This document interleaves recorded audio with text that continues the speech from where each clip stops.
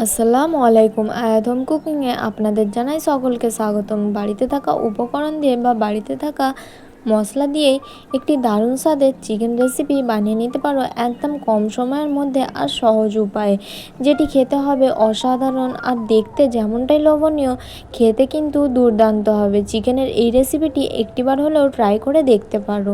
একদম সহজ উপায়ে, একদম সহজ পদ্ধতিতে বাড়িতে থাকা মশলা দিয়েই তৈরি করে নিতে পারো। তবে চলো বেশি দেরি না করে রেসিপিটি শুরু করা যাক। প্রথমে আমি একটি কড়া বসিয়ে নিয়েছি, কড়ার মধ্যে দিয়ে দিচ্ছি পরিমাণ মতন, এখানে আমি হাফ কাপ পরিমাণ তেল নিয়েছি, তবে আপনারা তেলের পরিমাণটা কমিয়ে বা বাড়িয়ে নিতে পারেন। এখানে আমি 700 গ্রাম চিকেন নিয়েছি, তার জন্য এখানে আমি হাফ কাপ পরিমাণ তেলটা ইউজ করছি, তবে আপনারা আপনাদের পছন্দ মতন কমিয়ে বা বাড়িয়ে নিতে পারেন। এবার তেলটা সুন্দরভাবে গরম হয়ে আসলে দিয়ে দিচ্ছি 1 চা চামচ পরিমাণ গোটা জিরে। এখানে ফোড়নের জন্য আমি কিছু গোটা মশলা ইউজ করব। প্রথমে দিয়ে দিচ্ছি আমি জিরেটা সুন্দরভাবে তেলের মধ্যে আমি নাড়াচাড়া করে ফ্রাই করে নেব ওই 3 থেকে 4 সেকেন্ডের জন্য, যাতে তেলের মধ্যে গোটা জিরের ফ্লেভারটা সুন্দরভাবে ছেড়ে আসে। তারপর এখানে দিয়ে দেব কিছু গোটা মশলা, 2টো তেজপাতা, 2 টুকরো দারচিনি, 10 থেকে 12টা গোলমরিচ, 4 থেকে 5টা লবঙ্গ, একটি বড় এলাচ, একটি ছোট এলাচ। এবার এই মশলাগুলোকে দিয়েও আবারও তেলের মধ্যে আমি 3 থেকে 4 সেকেন্ডের জন্য ফ্রাই করে নেব, যাতে এই গোটা মশলার ফ্লেভারটা তেলের মধ্যে ছেড়ে দেয়। এখানে ভালোভাবে তেলের মধ্যে দিয়ে আমি ফ্রাই করে নিচ্ছি। এবার 4 থেকে 5 সেকেন্ড পর এখানে দিয়ে দেব কুচি করে রাখা পেঁয়াজ। আমি 250 গ্রাম মতন পেঁয়াজ নিয়েছি। পেঁয়াজটাকে ভালোভাবে স্লাইস করে নিতে হবে। এখানে খুব বেশি মোটা স্লাইসও করা যাবে না, আবার খুব বেশি পাতলাও না, মাঝারি সাইজের স্লাইস করে নিতে হবে। দেখে নিশ্চয়ই বুঝতেই পারছেন যে কতটা মোটা বা কতটা পাতলাভাবে স্লাইস করতে হবে। এবার পেঁয়াজটা দেওয়ার পরে ভালোভাবে ফ্রাই করে নেব। এখানে গোল্ডেন হয়ে আসা পর্যন্ত পেঁয়াজটাকে ফ্রাই করে নিতে হবে। পেঁয়াজটা ততক্ষণ ফ্রাই হতে থাক। আপনাদেরকে বলে রাখি, আমার রেসিপি যদি আপনাদেরকে ভালো লেগে থাকে তবে প্লিজ লাইক কমেন্ট শেয়ার করে যাবেন। আর যারা আমার চ্যানেলে নতুন, চ্যানেলটিকে সাবস্ক্রাইব করে পাশে থাকার জন্য অনুরোধ জানাই। আমার রেসিপি তো প্রত্যেকেই দেখছো, কিন্তু কেউ লাইক সাবস্ক্রাইব করছো না। অনুরোধ জানাই একটি লাইক, একটি সাবস্ক্রাইব করে যেও। একটি লাইক সাবস্ক্রাইব হয়তো আপনাদের কাছে কোনো মূল্য নাই বা কোনো দাম নাই, কিন্তু আমাদের মতন যারা ভিডিও বানায় তাদের জন্য একটি লাইক আর একটি সাবস্ক্রাইব মনের মধ্যে ইচ্ছা জাগায় ভিডিও বানাবার জন্য। তাই অনুরোধ জানাই, ভালো লাগলে লাইক সাবস্ক্রাইব করে যাবেন। দেখুন, আপনাদের সাথে কথা বলতে বলতে পেঁয়াজটাও খুব সুন্দর কালার হয়ে এসেছে। এইভাবে গোল্ডেন করে নিতে হবে পেঁয়াজটা। এরপর আমি দিয়ে দিচ্ছি টমেটো। এখানে মাঝারি সাইজের 3টে টমেটোকে আমি এরকম করে পাতলা পাতলা করে স্লাইস করে নিয়েছি, তবে আপনারা চাইলে চপারের সাহায্যে চপও করে নিতে পারেন, তবে আমি এইভাবে স্লাইস করে দিয়ে দিয়েছি, এখানে কোনো অসুবিধা নাই। এবার টমেটোটা পেঁয়াজের মধ্যে দিয়ে খুব সুন্দরভাবে কষিয়ে নিতে হবে যতক্ষণ পর্যন্ত না টমেটোটা গলে আসে।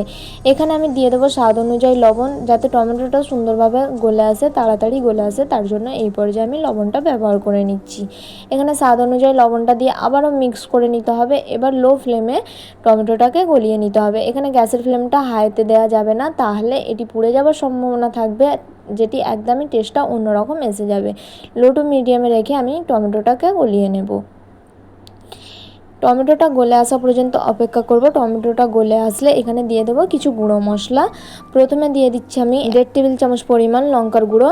লঙ্কার গুঁড়োর পরিমাণটা আপনারা আপনাদের পছন্দ মতন কমিয়ে বা বাড়িয়ে নিতে পারেন, ঝাল যেই পরিমাণে খেতে পছন্দ করেন। এবার দিয়ে দিচ্ছি 1 চা চামচ পরিমাণ ধনিয়া গুঁড়ো, 1 টেবিল চামচ পরিমাণ জিরে গুঁড়ো, 1 চা চামচ পরিমাণ হলুদ গুঁড়ো। এবার সব কিছু মশলা দেওয়ার পরে আমি আবারও মিক্স করে নেব। মিক্স করে এটিকে কষিয়ে নেব। এই পর্যায়ে আমি 2 থেকে 3 টেবিল চামচ পরিমাণ পানি দেব। পানি দিয়ে মশলাটাকে কষিয়ে নেব। পানিটা দেওয়ার কারণে মশলাটা যাতে নিচে না লেগে যায় বা পুড়ে না যায়, তাই আমি অল্প একটু পানি ব্যবহার করছি। এখানে বেশি পানি ব্যবহার করা যাবে না, অল্প একটু পানি দিয়ে আমি মশলাটাকে কষিয়ে নেব যতক্ষণ পর্যন্ত না মশলার একটা কাঁচা গন্ধ চলে যায়, ততক্ষণ পর্যন্ত এখানে কষিয়ে নিতে হবে। আমি কালারের জন্য এখানে কাশ্মীরি লঙ্কার গুঁড়োটা ইউজ করেছি 1 টেবিল চামচ পরিমাণ, তবে কাশ্মীরি লঙ্কার গুঁড়োটা অপশনাল, আপনারা চাইলে স্কিপও করতে পারেন। আমি কালারের জন্য জাস্ট ইউজ করেছি। এবার আমি অল্প একটু পানি দিয়ে ভালোভাবে কষিয়ে নেব যতক্ষণ পর্যন্ত না সব কিছু মশলা একটা সুন্দর গন্ধ ছেড়ে আসে বা কাঁচা গন্ধটা চলে যায়।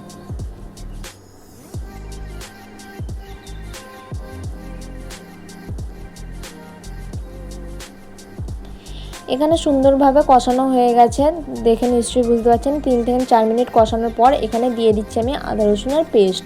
এখানে 2 টেবিল চামচ পরিমাণ আদা রসুনের পেস্টটা আমি দিয়েছি। তবে আপনারা চাইলে যেই পর্যায়ে টমেটোটা লবণ দিয়ে কষতে ছিলেন সেই পর্যায়েও দিয়ে দিতে পারেন, তবে আমি এই পর্যায়ে দিয়ে দিচ্ছি, কোনো অসুবিধা নাই। আগেও আপনারা চাইলে ব্যবহার করে নিতে পারেন। এবার আদা রসুনটা দিয়ে আবারও আমি 3 থেকে 4 মিনিট মতন কষিয়ে নেব, যাতে মশলাগুলো সুন্দরভাবে ভুনা ভুনা হয়ে যায় আর মশলা থেকে একটা সুন্দর ফ্লেভার ছেড়ে আসে। আর মশলার মধ্যে থেকে তেল যতক্ষণ না পর্যন্ত ছেড়ে আসে ততক্ষণ পর্যন্ত এই মশলাটাকে কষিয়ে নিতে হবে। এই রেসিপির মেন কাজ হচ্ছে এই গ্রেভিটা যতটা সুন্দরভাবে কষাতে থাকবেন ততই টেস্টি হবে এই রেসিপিটি। এখানে বলে রাখি, আমি উষ্ণ গরম পানি ইউজ করছি রেসিপির জন্য।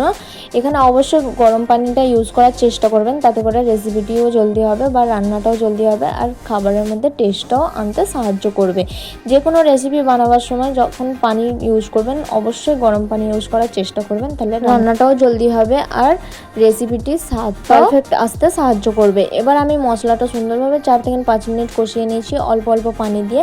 যখন গ্রেভি থেকে সুন্দরভাবে তেল ছেড়ে এসেছে তার মধ্যে এবার দিয়ে দেবো চিকেনটা দেওয়ার পরে আবারও আমি 4 থেকে 5 মিনিট মতন কষিয়ে নেব। এখানে এই পর্যায়ে কোনো রকম পানি ব্যবহার করা যাবে না আর গ্যাসের ফ্লেমটা লোতে রেখে আমি কষিয়ে নেব। এখানে চিকেনটা আমি 40% মতন সিদ্ধ করে নেব কষাতে। এই পর্যায়ে কোনো রকম পানি ইউজ করা যাবে না। চিকেন থেকে যেই পানিটা রিলিজ হবে ওই পানি দিয়েই চিকেনটা 40% মতন সিদ্ধ হয়ে যাবে। এই পর্যায়ে ভালোভাবে কষাতে হবে, গ্যাসের ফ্লেমটা অবশ্যই লোতে রাখতে হবে। এই পর্যায়ে আমি দিয়ে দিচ্ছি গরম মশলা গুঁড়ো। এখানে আমি হোমমেড গরম মশলা গুঁড়ো ইউজ করেছি, এটা আমার বাড়িতে বানানো। এই গরম মশলা গুঁড়োটা আপনারা যে কোনো শাক সবজি, চিকেন বা মিট বলো, ফিশ বলো, বিরিয়ানি, পোলাও, ফুচকা যে কোনো রেসিপিতে ইউজ করতে পারো। রেসিপির স্বাদকে দ্বিগুণ বাড়িয়ে দিতে সাহায্য করে এই গরম মশলা গুঁড়ো। এই গরম মশলা গুঁড়োর রেসিপি আমার চ্যানেলে দেওয়া আছে, লিঙ্ক আমি ডেসক্রিপশান বক্সে দিয়ে দেবো, আপনারা চাইলে চেক করে নিতে পারেন। এবার গরম মশলা গুঁড়োটা দিয়ে আবারও আমি কষিয়ে নিচ্ছি।